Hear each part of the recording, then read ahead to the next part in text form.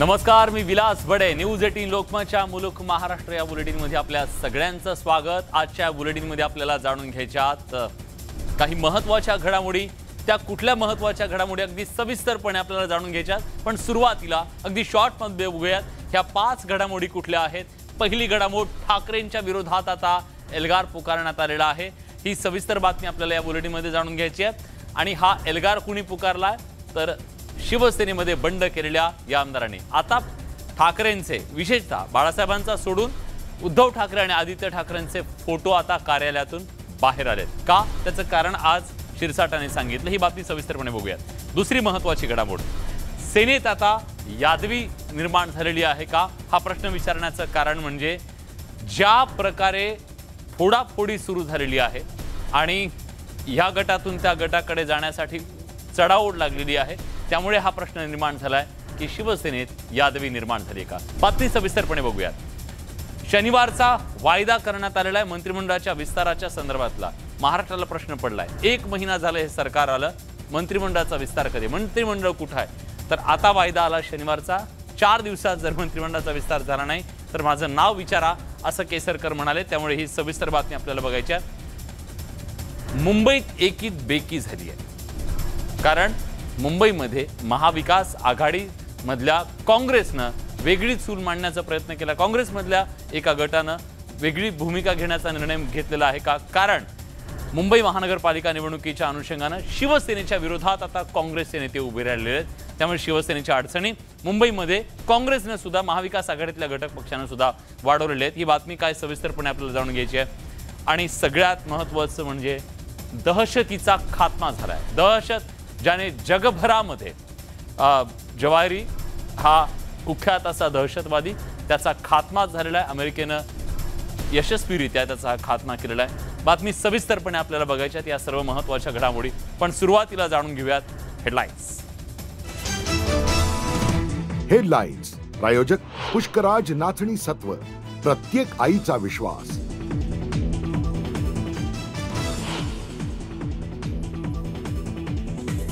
ठाकरेंविरोधात शिंदे गटातल्या आमदारांचा एल्गार. आदित्य ठाकरेंनी गद्दार म्हटल्यानं संजय शिरसाटांनी ऑफिसातून उद्धव ठाकरे, आदित्य ठाकरेंचे फोटो हटवले.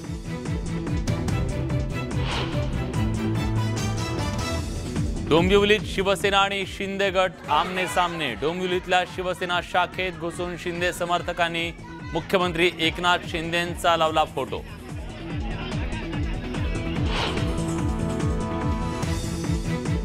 राज्यातल्या सत्ता संघर्षावर उद्या सुप्रीम कोर्टात सर्वोच्च सुनावणी. शिंदे गटातल्या 16 आमदारांना पात्र ठरवण्याच्या याचिकेवर कोर्टाचा निर्णय येण्याची शक्यता.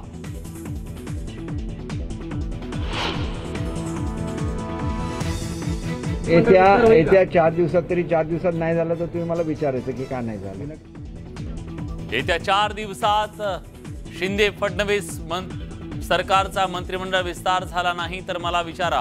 शिंदे गटाचे प्रवक्ते दीपक केसरकरांचा नवा दावा.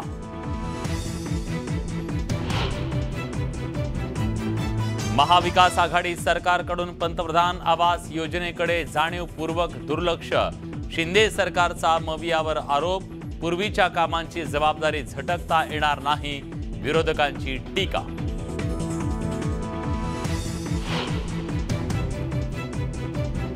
मुंबईतल्या प्रभाग रचनेच्या मुद्द्यावरून काँग्रेस आणि शिवसेनेत मतभेदाची ठिणगी.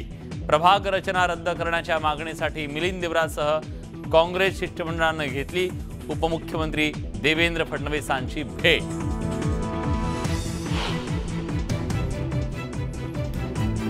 आणि सोलापूर विद्यापीठात परीक्षेच्या दरम्यान सावळा गोंधळ. MA उर्दू भाषेची प्रश्नपत्रिका उत्तरासहित विद्यार्थ्यांच्या हातात. तब्बल 20 विद्यार्थ्यांनी दिली परीक्षा. न्यूज 18 लोकमतच्या बातमीनंतर चौकशीचे आदेश.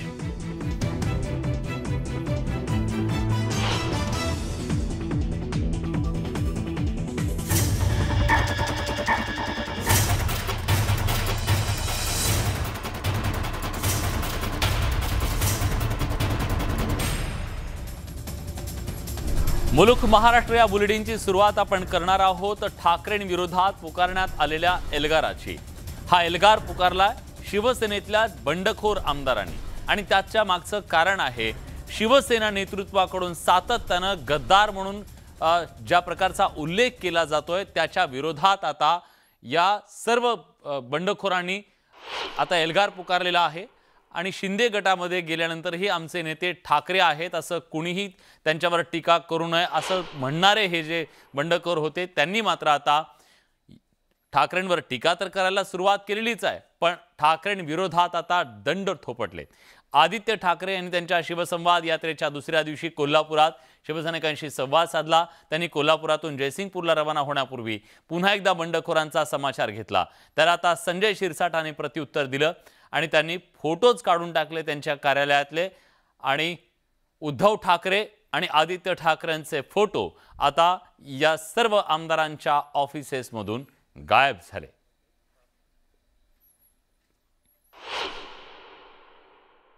आता यांचा खरा चेहरा बाहेर येतोय, कारण आपण बघितलं असेल गेले 1 महिना त्यांचं जे नाट्य चाललेलं की आमच्या मनात उद्धव साहेबांबद्दल आदर आहे, आदित्यबद्दल प्रेम आहे, आदित्य मुलासारखं आहे, आदित्य असं आहे तसं आहे, खरे जे त्यांच्या मनात विचार होते ते आता लोकांसमोर यायला लागलेले आहेत। जे आत्तापर्यंत शिवसेना म्हणून स्वतःला म्हणत होते, कारण त्यांना जी काही कारवाई होती ती टाळायची होती, आता तुम्ही त्यांचे खरे चेहरे बघताय आणि गद्दारी झालेली आहे। तो गद्दार हा गद्दारच असतो। आम्हाला गद्दार म्हणताना मग आम्ही ते रोज आमच्या कार्यालयामध्ये या साहेबांनी आम्हाला गद्दार म्हणलं नमस्कार असं करून तर बसू शकत नाही ना। आम्ही आतापर्यंत तुमच्या विरोधात आजही बोलायची आमची मानसिकता नाहीये। मागच्या वेळेला सुद्धा मी सांगितलं की आम्हाला एक लिमिट सोडून बोलायला लावू नका, कारण की शिवसेना प्रमुखांच्या आशीर्वादानं, त्यांच्या उपकारानं, त्यांच्या पुण्याने आम्ही आमदार झालेलो आहोत। त्या शिवसेना प्रमुखाचा फोटो तर आमच्याकडून कधीच निघणार नाही, केव्हाच निघणार नाही। ते आमच्यासाठी दैवत आहेत, नेहमी राहतील। परंतु जे आम्हाला गद्दार म्हणतील त्यांचे फोटो आम्ही ठेवणार नाहीत आणि जर त्यांना असं वाटत असेल की आम्ही त्यांच्या विरोधात सुद्धा बोलावं तर ती वेळ जर त्यांनी आणली तर निश्चित त्यांच्या विरोधात सुद्धा आम्ही बोलणार आहोत। तर ठाकरे आणि शिंदे गटामध्ये आता एक नवी ठसन सुरू झाली आहे। ही ठसन आहे शिंदे गटाच्या बद्दल ज्या प्रकारची भाषा वापरली जाते ठाकरे गटाकडून, विशेषतः उद्धव ठाकरे आणि आदित्य ठाकरे यांच्याकडून गद्दार या शब्दाचा उल्लेख सातत्याने केला जातोय आणि त्याच मुद्द्यावरून आज शिरसाट यांनी त्यांच्या ऑफिसमधले आदित्य ठाकरे आणि उद्धव ठाकरे यांचे फोटो हे काढून टाकलेले आहेत। त्यामुळे पुढच्या काळामध्ये या दोन्ही गटातला जो संघर्ष आहे तो अधिक तीव्र होणार हे आता वेगळं सांगायची गरज नाहीये।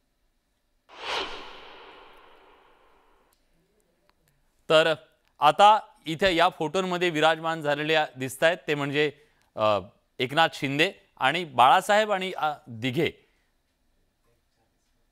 यांचे फोटो मात्र या ऑफिसेसमध्ये असतील, पण उद्धव ठाकरे आणि आदित्य ठाकरे यांचे फोटो आता या आमदारांच्या विशेषतः शिरसाटांच्या ऑफिसमधून तरी गायब झालेत।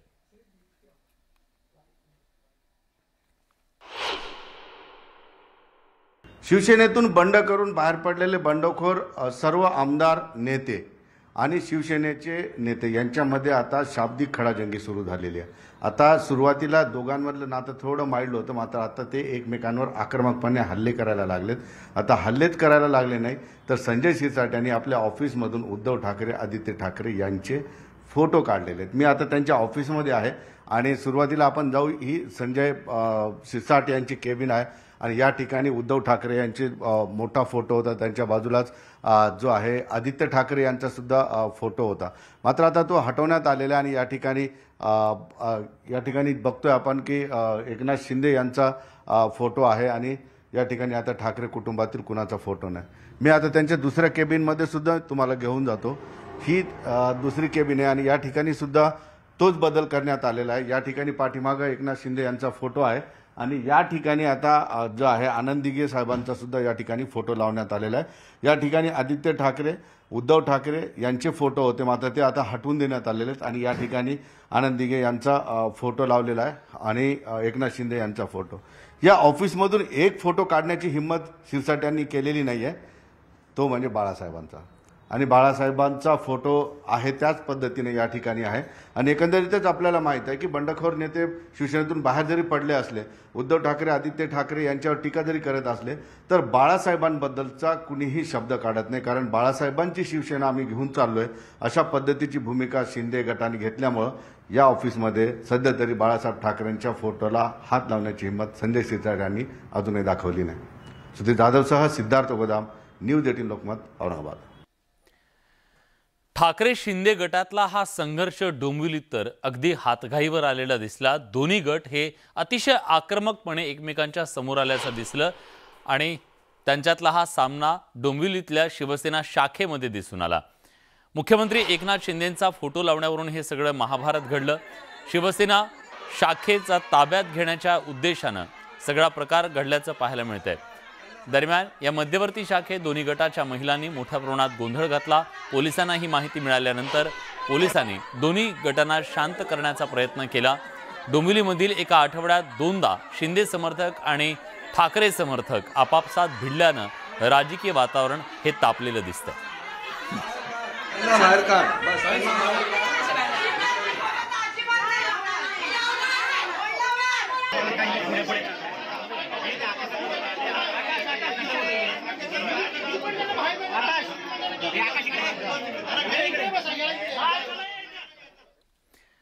शिंदे गटानं धनुष्य बाणावरती दावा का केला, ते ताब्यात घेण्याचा प्रयत्न का केला, हा सवाल विचारला जात असताना मुख्यमंत्र्यांनी त्याचं उत्तर दिलेलं आहे.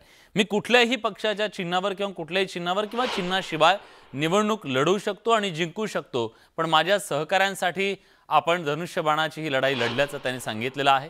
त्याचबरोबर उद्धव ठाकरे, राष्ट्रवादी काँग्रेस आणि काँग्रेसवर त्यांनी सडकून टीका केली आहे. मी शिवसेनेच्या चिन्हाविना निवडून आलो असतो, मात्र इतर आमदारांचं काय, ते निवडून आले नसते, त्यांच्यासाठी हे चिन्ह मिळवण्याचा खटाटोप सुरू असल्याचं एकनाथ शिंदेंनी म्हटलंय. दरम्यान आमच्या उठावावर 3 सिनेमे निघतील असंही एकनाथ शिंदे म्हणाले. की एकनाथ शिंदेने हे पाप केलं, पण मी तुम्हाला सांगू इच्छितोय की मला निवडून यायला कुठल्याही निशाणीची आवश्यकता लागत नाही. एवढं काम मी माझ्या मतदारसंघामध्ये करून ठेवलेलं आहे. आपल्या सगळ्यांना माहीत आहे, धर्मवीर आनंद दिघे साहेबांचा ठाणे जिल्हा हा शिवसेनेचा बालेकिल्ला आहे. हे आमदार जे माझ्याकडे येत आहेत, आपण असा कुठला तरी निर्णय घेतला तर काय होईल? एका सिनेमामध्ये मला वाटतं आपलं सगळं काम होणार नाही, आटपणार नाही. त्याला 2-3 सिनेमा काढायला लागतील. हा, पार्ट 1, 2, 3. धर्मवीर मुक्काम पोस्ट ठाणे बघितला का आपण? तोही पटला नाही, तोही रुचला नाही. धर्मवीरांचं कार्य जन्म माणसामध्ये, घराघरात, मनामनामध्ये पोहोचवण्याचं काम आम्ही केलं. यानंतर बातमी आहे काय डोंगर काय झाडी फेम बापूंची, शहाजी बापूंच्या नव्या डायलॉगची. त्यांनी आता ही डायलॉगबाजी केलेली आहे, ती म्हणजे शिवसेनेच्या नेतृत्वाच्या विरोधातली. त्याचबरोबर राष्ट्रवादी काँग्रेसच्या आमदारांकडून, नेत्यांकडून, मंत्र्यांकडून कशा प्रकारची वागणूक आपल्याला मिळाली याच्याबद्दलची. राष्ट्रवादीचे नेत्यांकडे जेव्हा आपण काम घेऊन जायचो तेव्हा राष्ट्रवादीवाले मारक्या म्हशीसारखं आपल्याकडे बघायचे असं म्हणत त्यांनी जोरदार घणाघात केला राष्ट्रवादी काँग्रेसच्या नेत्यांवरती. आणि राष्ट्रवादीनं राज्याची तिजोरी ही संपवल्याचा आरोप सुद्धा त्यांनी केलेला आहे. दारादारात गेलतो, गावागावात गेलतो, चौकात चौकात गेलतो आणि भरसभेत आम्ही सांगितलं होतं की येणारं सरकार ही भारतीय जनता पार्टी आणि शिवसेनेचं सरकार येणार आहे, आम्ही तुमची कामं करू. मतं मोजून झाली साहेब. आमच्या अंगावर गुलाल टाकला होता, गुलालाची कापडं अजून धुयाची झाली नाही, ते तोपर्यंत आम्हाला फरफडत वडत तुम्ही घेऊन गेला, राष्ट्रवादी दावणीला बांधली. 25 वर्षानं झपटत कसं जुळलं एकदा. आणि गेलो साहेब मी त्या राष्ट्रवादीकडं, त्याचा पक्ष सोडलेला, मारक्या बायलावरच बघायची. आता जायला भाडायची, आय काँग्रेसकडे गेलो, उगा पक्ष सोडला. बारामती मतदारसंघातला या दोन नेत्यांमधला राजकीय संघर्ष आपल्या सगळ्यांसाठी नवीन नाहीये. विजय शिवतारे, अजित पवार यांचा राजकीय संघर्ष अधिक टोकदार होणार आहे शिंदे गटाच्या माध्यमातून. कारण आता त्या विजय शिवतारेने शिंदे गटात सहभागी होताच अजित पवार यांच्या राजकारणावरती जोरदार टीका केलेली आहे. पुरंदरमधलं विमानतळ पळवल्याचा आरोप त्यांनी केला आणि त्याचबरोबर बारामतीकरांनी बाजारू राजकारण आणून सात्विक राजकारण संपवल्याचा घणाघात सुद्धा विजय शिवतारेंनी केलाय. त्यामुळे या दोन नेत्यांमधला जो राजकीय संघर्ष गेल्या काही वर्षांमध्ये सुरू होता तो अधिक चिघळेल अशी परिस्थिती सध्या दिसू लागली.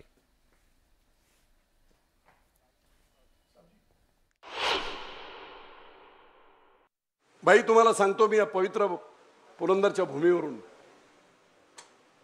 याच बारामतीकरांनी महाराष्ट्रातलं सात्विक राजकारण संपवलं. वसंतदादा पाटलांचा धोका करून खंजीर खुपसून यशवंतराव चव्हाण, बाळासाहेब देसाई, वसंतदादा पाटील यांचं सात्विक राजकारण संपवलं आणि बाजारू राजकारण कोणी आणलं असेल तर यांनी आणलं. आणि ते बाजारू राजकारण तो अंधार आज संपलाय. पण भाई ती नवीन दुसरी जागा दाखवली.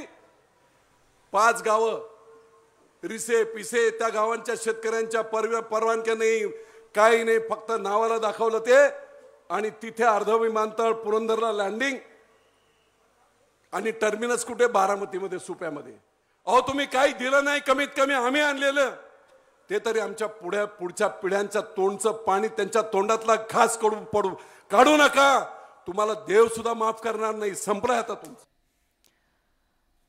शिंदे फडणवीस सरकार राज्यात येऊन 1 महिना उलटला, पण या सरकारचा मंत्रिमंडळ विस्तार कधी होणार या प्रश्नाचं उत्तर काही मिळत नव्हतं. अखेर ते उत्तर मिळालंय असं म्हणावं लागेल. कारण आज पुढच्या 4 दिवसात मंत्रिमंडळाचा विस्तार होईल असं स्पष्टपणे शिंदे गटाचे प्रवक्ते केसरकरांनी सांगितलं. आणि नाही झालं तर मग मला विचारा असं म्हणत एक प्रकारे त्यांनी जोरदार दावा केलाय. त्यामुळे आता नव्यानं राज्य मंत्रिमंडळाच्या विस्ताराच्या संदर्भातली चर्चा सुरू झाली आहे. मंत्रिमंडळात आपली वर्णी लागेल की नाही याच्याबद्दलची धाकधूक आमदारांमध्ये सुरू झाली आहे. आता काही जणांची निश्चितपणे झोप उडालेली असेल तर काही जणांना वेध लागले असतील. पण पुढच्या 4 दिवसामध्ये राज्य मंत्रिमंडळाचा विस्तार होणार हे आता जवळपास स्पष्ट झाल्यानंतर या चेहऱ्यांबद्दलची उत्सुकता सुद्धा ताणली गेली आहे. असं की आम्ही राज्यपालांना सांगितलं आणि म्हणून विस्तार झाला असं होत नाही. तो विस्तार करण्याची विनंती ही मुख्यमंत्री महोदयांनीच करायला लागते आणि मुख्यमंत्र्यांनीच मंत्रिमंडळाची नावं द्यायला लागतात आणि त्याच्यानंतर राज्यपाल त्यांना शपथ देत असतात. मी आपल्याला आताच सांगितलेलं आहे लवकरात लवकर हे होणार आहे आणि त्याच्यामुळे ह्याचा इश्यू करण्यात येऊ नये अशी सुद्धा विनंती आहे. येत्या 4 दिवसात तरी 4 दिवसात नाही झालं तर तुम्ही मला विचारायचं की का नाही झालं. राज्यातल्या शिंदे फडणवीस सरकारवरती विरोधी पक्षनेते अजित पवार यांनी जोरदार घणाघात केलेला आहे. राज्यातल्या शेतकऱ्यांची स्थिती ही अतिशय दयनीय आहे.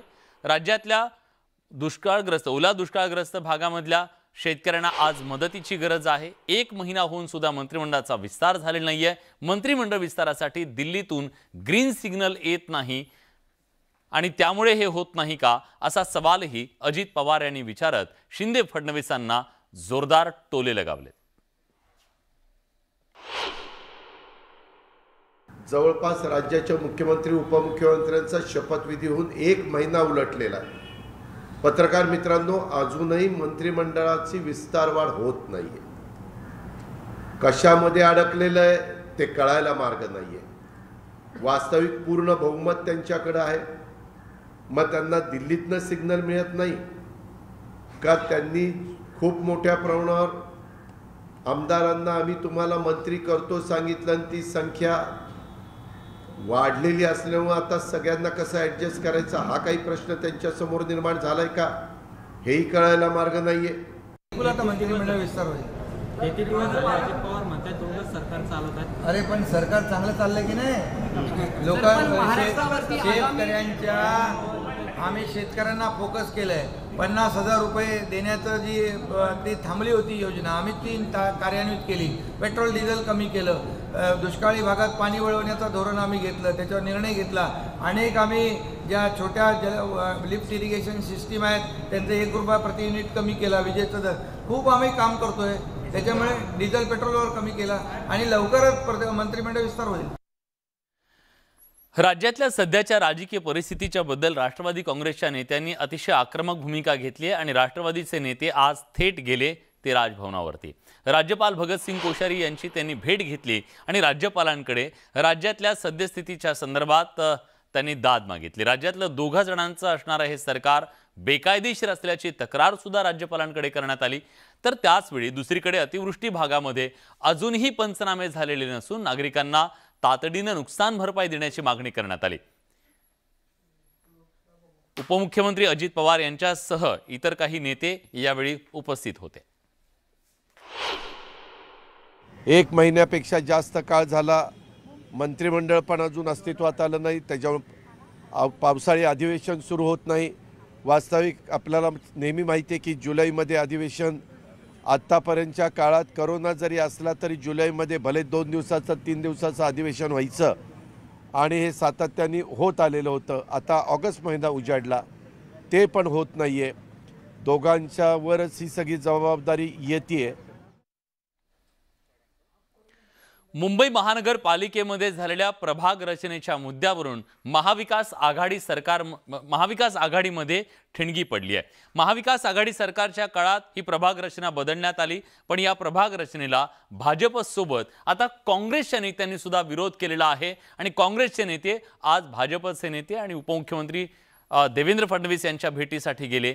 त्यामुळे प्रभाग रचनेच्या मुद्द्यावरून आता शिवसेनेला खिंडीत गाठण्याचा काँग्रेसचा प्रयत्न आहे का, हा सवाल निर्माण झालाय. पाहूया खास रिपोर्ट.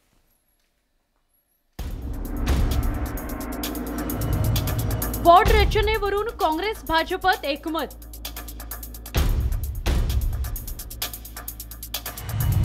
बीएमसीत महाविकास आघाडीत फूट. बीएमसी निवडणुकीत रंगणार सामना. राज्यातील सत्तांतरानंतर आता सगळ्याच राजकीय पक्षांना स्थानिक स्वराज्य संस्थांच्या निवडणुकीचे वेध लागलेत. मुंबई महापालिकेवर सगळ्याच राजकीय पक्षांचा डोळा आहे. मात्र ही निवडणूक जाहीर होण्यापूर्वीच राजकारण सुरू झालंय.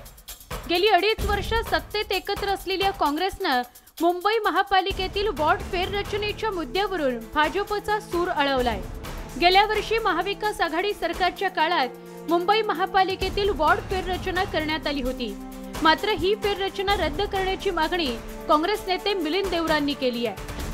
वॉर्डमध्ये फेरफार करणे हे अनैतिक आणि घटनेच्या विरोधात आहे आणि म्हणून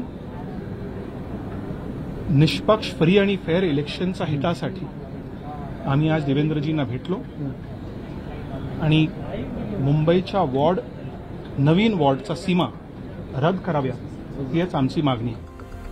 तत्कालीन मविया सरकारनं मुंबई महापालिकेमध्ये 9 प्रभाग वाढवण्याचा निर्णय घेतला होता.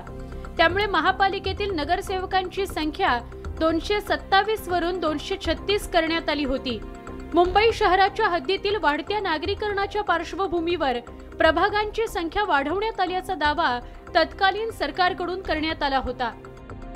236 म्हणजे 9 वॉर्ड यामध्ये वाढ होतील सदस्य संख्येमध्ये, जेणेकरून जे काही वॉर्ड आज जर तसेच ठेवले असते तर मोठ्या मतदारसंख्येचे आणि मोठ्या लोकसंख्येचे झाले असते. त्यामुळे त्या वॉर्डाचं सोयीसुविधा देणं, मूलभूत सोयीसुविधा देणं, याचं जो काही त्याचं नियोजन जे आहे हे नियोजन राखणं अवघड झालं असतं. वॉर्डच्या फेररचनेमुळे मुंबईतील पश्चिम आणि पूर्व उपनगरात संभाव्य नवीन प्रभागांची संख्या वाढण्याची शक्यता वर्तवण्यात आली होती. त्यामध्ये पूर्व उपनगरातील विक्रोळी जोगेश्वरी लिंक रोड परिसर, भांडूप मुलुंड, विक्रोळी कांजूरमार्ग पूर्व, नाहूर भांडूप पश्चिम या परिसरात प्रत्येकी 1 वॉर्ड वाढण्याची शक्यता वर्तवण्यात आली होती. तसंच पश्चिम उपनगरातील अंधेरी पश्चिम, गोरेगाव पश्चिम, मालाड पश्चिम, कांदिवली, बोरिवली, दहिसर या ठिकाणी प्रत्येकी एक वॉर्ड वाढण्याची शक्यता वर्तवण्यात आली होती. बीएमसीतील प्रभाग फेररचनेला भाजपनं यापूर्वीच विरोध केला होता.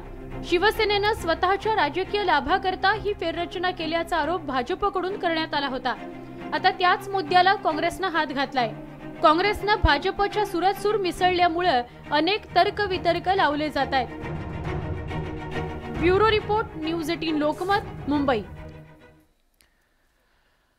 यानंतर बातमी आहे ती म्हणजे दहशतीच्या खात्म्याची. हो, हा चेहरा गेली 2 दशकं जगभरात दहशतीचा चेहरा बनलेला होता आणि हा जवारी याचा अखेर आता खात्मा झालाय. अमेरिकेनं ड्रोन हल्ल्याच्या माध्यमातून काबूलमध्ये या जवारीचा खात्मा केलाय. पाहूया या संदर्भातला खास रिपोर्ट.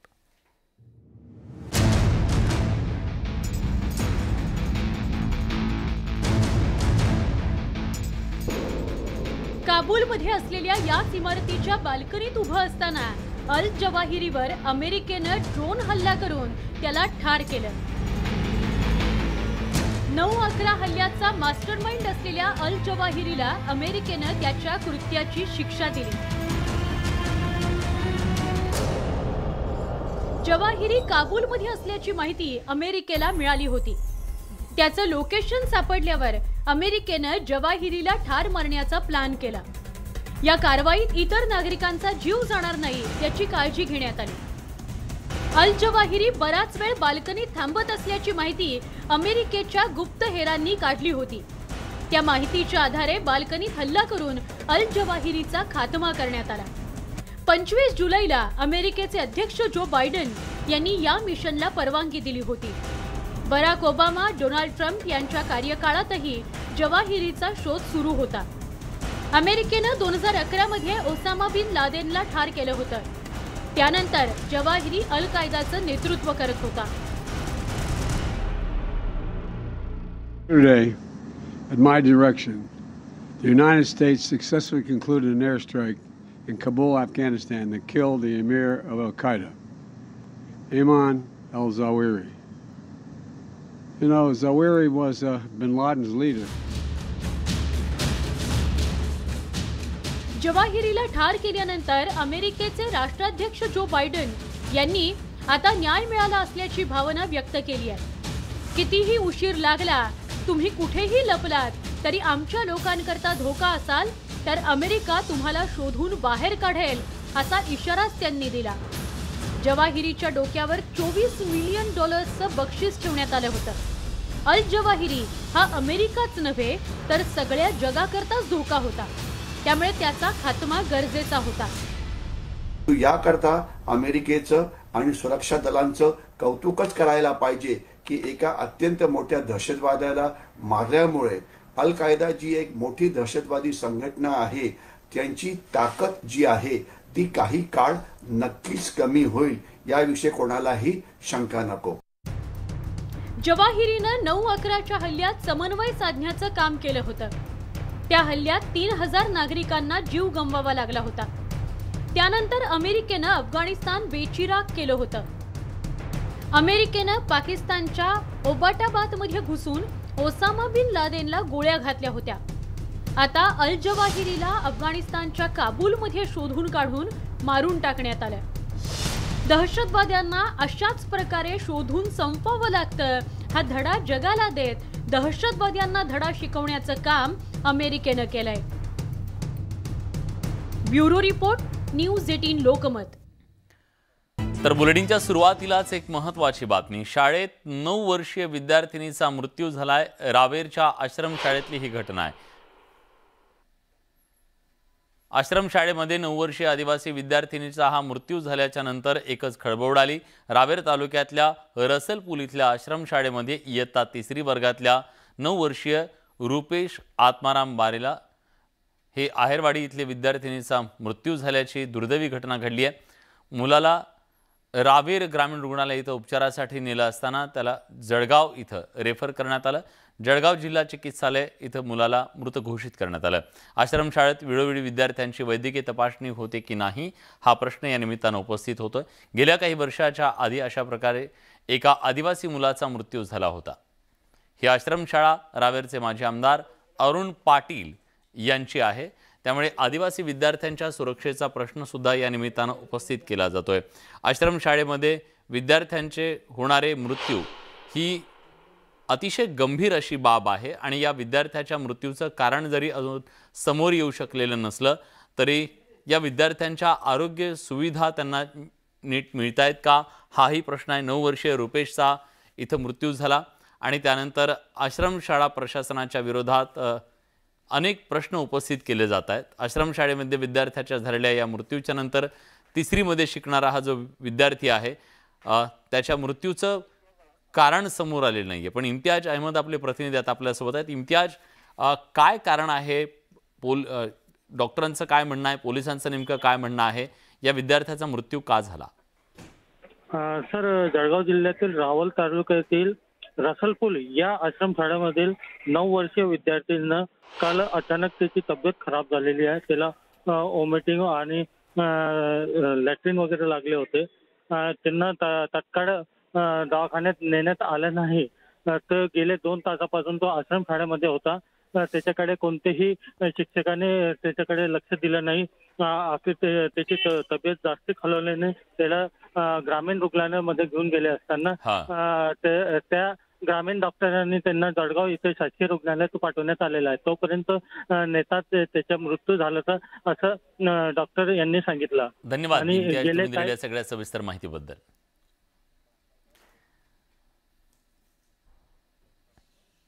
आणि यानंतर तमाम भारतीयांसाठी एक गोल्डन न्यूज। कॉमनवेल्थमध्ये भारताला अजून एक सुवर्ण पदक मिळालंय, गोल्ड मिळालंय। लॉन बॉल्समध्ये भारतीय महिला संघानं ही ऐतिहासिक कामगिरी करत सुवर्ण पदकाची कमाई केली आहे। या सामन्यात भारतीय संघानं आफ्रिकेवरती 17-10 अशा फरकानं मात करत ऐतिहासिक यश संपादन केलेलं आहे आणि भारताच्या खात्यात आणखी एका गोल्डची भर टाकली आहे। सुवर्ण पदकाची या संघानं केलेली ही कमाई तमाम भारतीयांसाठी अतिशय आनंदाची, अभिमानाची बाब आहे। लॉन बॉल्समध्ये झालेली ही जी सुवर्ण पदकाची कमाई आहे ती भारतीयांसाठी ऐतिहासिक बाब म्हणावी लागेल। भारतीय महिला संघानं ज्या धीरोदात्तपणे दक्षिण आफ्रिकेच्या संघाचा सामना नुसता केला नाही तर त्यांना धोबीपछाड देत सुवर्ण पदकावर आपलं नाव कोरलेलं आहे आणि लॉन बॉल्समध्ये झालेली ही गोल्डची कामगिरी तमाम भारतीयांच्यासाठी एक मोठी अभिमानाची बाब आहे।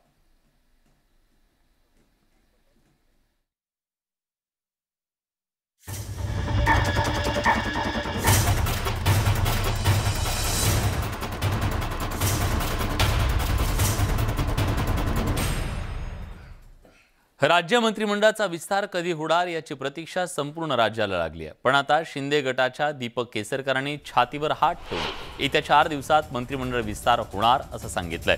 केसरकरांच्या दाव्यानुसार येत्या शनिवारी राज्य मंत्रिमंडळाचा विस्तार होणार आहे। विरोधी पक्षनेते अजित पवारांनी मुख्यमंत्री एकनाथ शिंदेंवर टीका केली आहे। राज्यात शेतकरी अडचणीत असताना मुख्यमंत्री दौरे करत सत्कार स्वीकारत असल्याची टीका त्यांनी केली। 1 महिना होऊन सुद्धा मंत्रिमंडळ विस्तार झालेला नाहीये। मंत्रिमंडळ विस्तारासाठी दिल्लीतून ग्रीन सिग्नल मिळत नाहीये का असा सवाल त्यांनी उपस्थित केलाय। राष्ट्रवादीच्या नेत्यांनी आज राज्यपालांची भेट घेतली। राज्यातलं 2 जणांचं असणारं सरकार हे बेकायदेशीर असल्याची तक्रार त्यांनी राज्यपालांकडे केली। तर त्याच वेळी दुसरीकडे अतिवृष्टीग्रस्त भागामध्ये अजून पंचनामे सुरू नसून नागरिकांना तातडीने नुकसान भरपाई देण्याची मागणी सुद्धा विरोधी पक्षनेते अजित पवार आणि राष्ट्रवादीच्या नेत्यांनी राज्यपालांकडे केली। मुख्यमंत्री एकनाथ शिंदे पुणे दौऱ्यावर आहेत। पुन्हा एकदा मुख्यमंत्री एकनाथ शिंदेंनी उद्धव ठाकरे, राष्ट्रवादी आणि काँग्रेसवर सडकून टीका केली आहे। तसंच मी शिवसेनेच्या चिन्हा विना निवडून आलो असतो, मात्र इतर आमदारांचं काय, ते निवडून आले नसते, त्यांच्यासाठी हा चिन्ह मिळवण्याचा खटाटोप सुरू असल्याचं एकनाथ शिंदे म्हणतात। एकनाथ शिंदेंच्या गटातील शिवसेनेचे नेते शंभूराज देसाई यांच्या मतदारसंघात युवासेनेचे नेते आदित्य ठाकरेंची सभा झाली। आदित्य ठाकरेंच्या सभेला तुफान गर्दी झाल्याचं पाहायला मिळालं। 2 लोकांचं हे जम्बो मंत्रिमंडळ आहे आणि हे सरकार गद्दारांचं सरकार आहे, ते कोसळणारच असं आदित्य ठाकरे म्हणाले। आधी मनातून आणि आता संजय शिरसाटांच्या ऑफिसमधून ठाकरेंचे फोटो गायब झाले। आमच्यावर अधिक टीका केली तर आम्ही तुम्हाला उत्तर देऊ आणि नंतर तुमचे फोटो काढून टाकू असं संजय शिरसाटांनी म्हटलं होतं। त्यानंतर आता शिरसाटांनी आपल्या ऑफिसमधून ठाकरेंचे फोटो काढून टाकलेत। त्यामुळे शिंदे विरुद्ध ठाकरे गटात नवी टशन सुरू झाली आहे। राष्ट्रवादीकडे काम घेऊन गेलो तर राष्ट्रवादीवाले मारक्या म्हशीसारखं बघायचे असं म्हणत शहाजी बापू पाटलांनी जोरदार घणाघात केलाय राष्ट्रवादीवर। आम्हाला राष्ट्रवादीच्या दावणीला बांधलं गेलं, राष्ट्रवादीनं आधी त्यांची तिजोरी खाली केली अशी ही टीका शहाजी बापू पाटलांनी केली आहे। संजय राऊतांना अटक केल्यानंतर त्यांच्या घरी मिळालेल्या पैशांवर एकनाथ शिंदेंचं नाव असल्याची बाब समोर आली। मात्र यावर एकनाथ शिंदेंना विचारल्यावर त्यांनी त्यांच्या घरात पैसे मिळाले त्यांना प्रश्न विचारा असं म्हटलंय। संजय राऊतांच्या घरातल्या पैशांवर मी जाऊन माझं नाव लिहू शकत नाही असंही एकनाथ शिंदेंनी म्हटलंय। काँग्रेस आमदार प्रणिती शिंदेंनी भाजपवर सडकून टीका केली आहे। देशात सध्या खूप खालच्या स्तरावरचं राजकारण सुरू आहे। तसंच सोनिया गांधी आणि संजय राऊत यांच्यावरची ईडी कारवाईचा मुद्दा त्यांनी उपस्थित करत भाजपवर टीका केली आहे। शिवसेनेतले शिंदे गट परभणीमध्ये सक्रिय झालाय।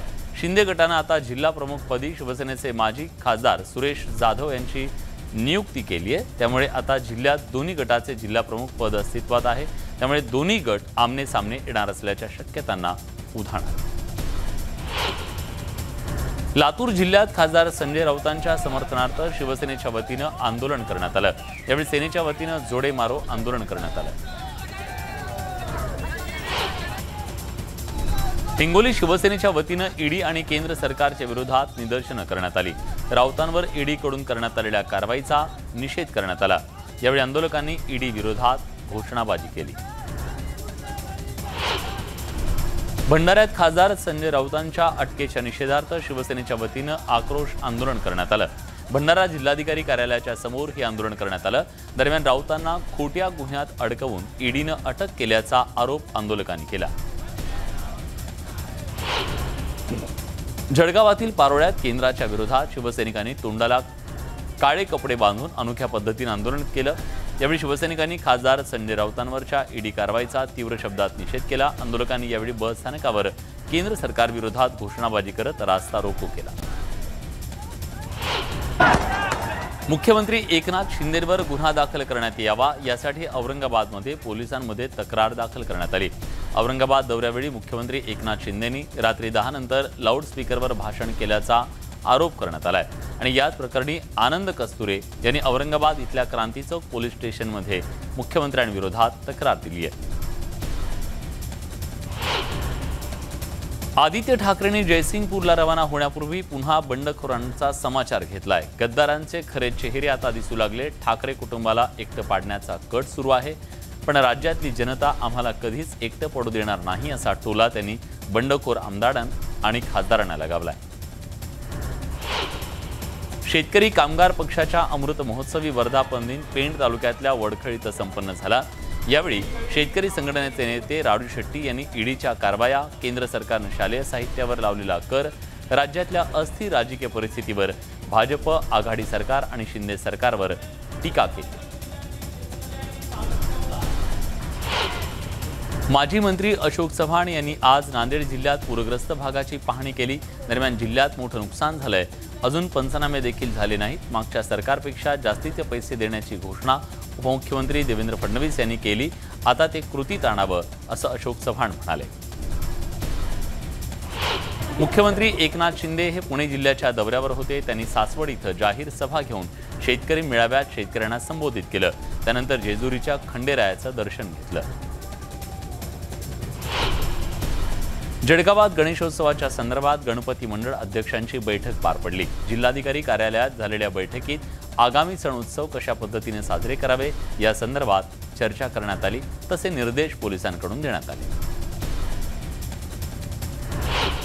सोलापूर शहरात बहुजन समाज पक्षाकडून भव्य आक्रोश मोर्चा काढण्यात आला। महागाई, बेरोजगारी आणि अन्नधान्यावर लावलेला जीएसटी रद्द करण्यात यावा या मागणीसाठी बहुजन समाज पक्षाच्या वतीनं मोर्चा काढण्यात आला। यावेळी केंद्र सरकार विरोधात बहुजन समाज पक्षाच्या पदाधिकाऱ्यांनी जोरदार घोषणाबाजी केली। नांदेड महानगरपालिकेच्या कंत्राटी कामगारांना वेळेत वेतन मिळत नसल्यानं कर्मचारी चांगलेच आक्रमक झाले। या पार्श्वभूमीवर कर्मचाऱ्यांनी येत्या 11 ऑगस्टपासून काम बंद करण्याचा इशारा दिलाय। तसंच पावसाळ्यात कर्मचाऱ्यांना रेनकोट तसंच इतर साहित्य देण्यात यावं या मागणीसाठी कर्मचाऱ्यांनी महापौरांना निवेदन सुद्धा दिलं। शिवसेना खासदार संजय राऊतांना झालेल्या अटकेच्या निषेधार्थ नांदेडमध्ये शिवसेनेकडून आंदोलन करण्यात आलं। यावेळी संतप्त कार्यकर्त्यांनी केंद्र सरकार आणि ईडी विरोधात घोषणाबाजी केली। तसंच भाजपकडून राज्यात सोडाचं राजकारण सुरू असल्याचा आरोप केला।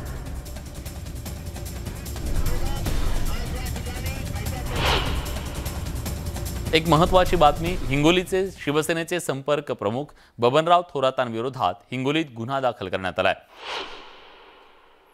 गद्दारांच्या गाड्या फोडा असं वक्तव्य त्यांनी केलेलं होतं आणि त्यांच्या वादग्रस्त वक्तव्याच्या संदर्भात आता त्यांच्यावर कारवाई करण्यात आलेली आहे।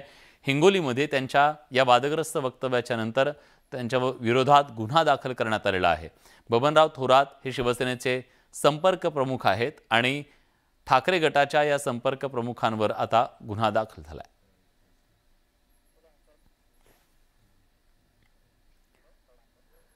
हिंगोली शहरातल्या सम्राटनगर आणि शाहूनगर या परिसरात गेल्या 20 वर्षांपासून रस्ते आणि नागरी सुविधा उपलब्ध नाहीयेत। या सुविधा पुरवण्याच्या मागणीसाठी या भागातल्या महिला आणि नागरिकांनी नगर परिषदेच्या कार्यालयात ठिय्या आंदोलन केलं। तसंच लवकरात लवकर सुविधा पुरवण्यात याव्या अन्यथा तीव्र आंदोलनाचा इशारा नागरिकांनी दिला। जुन्नर तालुक्यातल्या काळू धबधब्यात वाहून जाणाऱ्या 2 पर्यटकांना वाचवण्यात यश आलंय। संततधार पावसानं या धबधब्यावर पर्यटकांची मोठ्या प्रमाणात गर्दी होती। यावेळी पाण्यातील शेवाळाचा अंदाज न आल्यानं खोल दरीकडे वाहून ते जात होते। रत्नागिरी जिल्हा शासकीय रुग्णालय आणि जिल्हा शिक्षण आणि प्रशिक्षण संस्थेने एकत्र येत अध्ययन अक्षम विभाग सुरू करण्यात आलाय। यात इयत्ता 3री ते पदवीपर्यंत विद्यार्थ्यांना अध्ययनात येणाऱ्या अडचणींचं निराकरण केलं जातं आणि अध्ययन अक्षमचं प्रमाणपत्र दिलं जातं। स्वातंत्र्याचा अमृत महोत्सवाच्या निमित्तानं देशभरात हर घर तिरंगा अभियान राबवण्यात येणार आहे। या पार्श्वभूमीवर अहमदनगर प्रशासनाकडून जोरदार तयारी करण्यात येते। नगरच्या इबलेकर परिवाराकडे 2.5 लाख तिरंगा झेंडे बनवण्याची जबाबदारी देण्यात आली आहे। यासाठी रात्रंदिवस झेंडे बनवण्याचं काम सुरू आहे। भारतीय स्वातंत्र्याच्या अमृत महोत्सवी वर्षानिमित्तानं चंद्रपूर पोलिसांच्या वतीनं विशेष कार्यक्रमाचं आयोजन करण्यात आलं। या शालेय विद्यार्थ्यांना शस्त्रास्त्रांची माहिती व्हावी यासाठी शस्त्र प्रदर्शन, श्वान पथकाच्या कामगिरीची प्रात्यक्षिकं पोलीस मुख्यालयात आयोजित करण्यात आली होती। भंडाऱ्यामध्ये गोंदियातल्या 35 वर्षीय विवाहित महिलेवर 2 इसमांनी अत्याचार केल्याची घटना घडली आहे। दुचाकीवरून आलेल्या इसमांनी महिलेवर जंगलात नेऊन अत्याचार केल्याची प्राथमिक माहिती समोर येते। महिलेवर नागपूर इथल्या शासकीय रुग्णालयात उपचार सुरू आहेत। पोलिसांनी या संदर्भात 2 संशयित आरोपींना अटक केली आहे। पिंपरी चिंचवडमध्ये चारित्र्याच्या संशयावरून पत्नीची हत्या केल्याची धक्कादायक घटना घडली आहे। रमेश पुजारी असं या नराधम पतीचं नाव आहे। दरम्यान वाकड पोलिसांनी आरोपी पतीला अटक केली आहे। पेण तालुक्यातल्या कांदलेपाडा रेल्वे फाटकाजवळच्या एका आदिवासी व्यक्तीला रेल्वेनं उडवलं।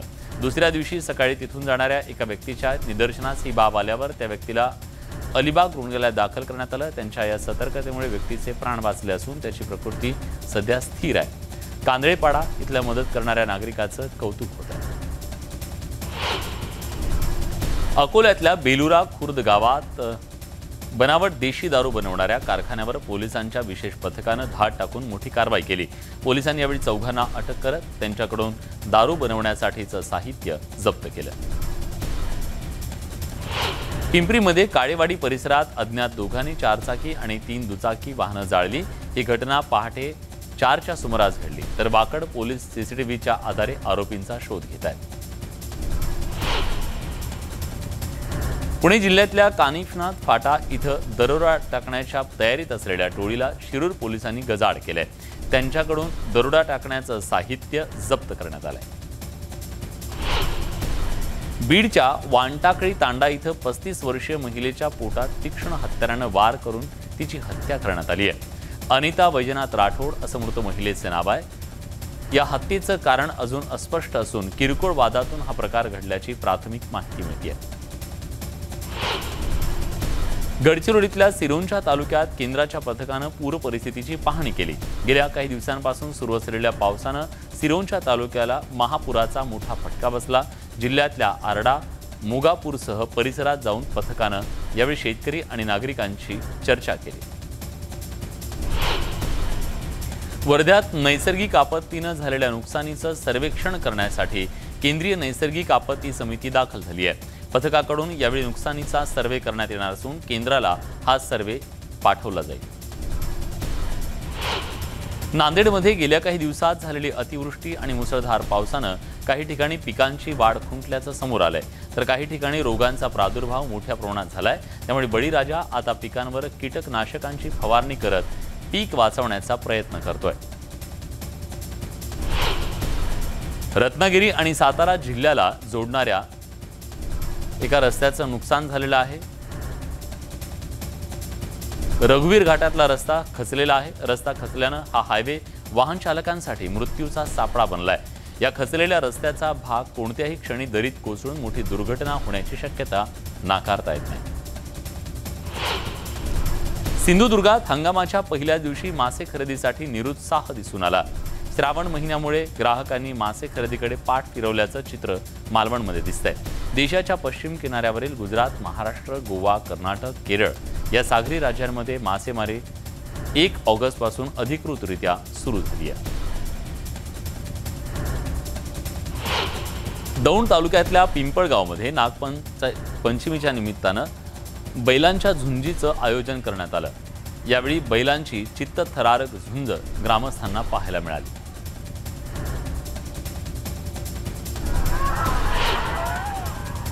तर या होत्या महाराष्ट्रातल्या गावखेड्यातल्या सर्व महत्त्वाच्या घडामोडी आणि त्यांचा वेगवान आढावा। बुलेटिनमध्ये आपण इथंच थांबतोय। ताज्या घडामोडींसाठी बघत रहा न्यूज 18 लोकमत।